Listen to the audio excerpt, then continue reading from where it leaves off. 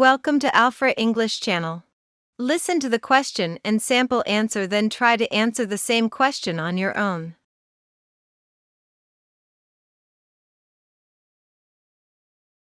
Do you think it's important to keep contact with friends you knew as a child?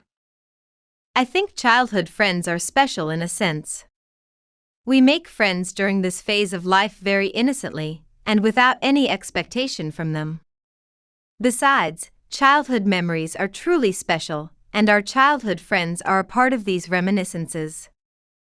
So keeping in touch with those buddies are important. However, from a practical point of view, having regular contact with all childhood friends is not possible, as we lose contacts with many of them as we grow older. You can share your answers in the comment below.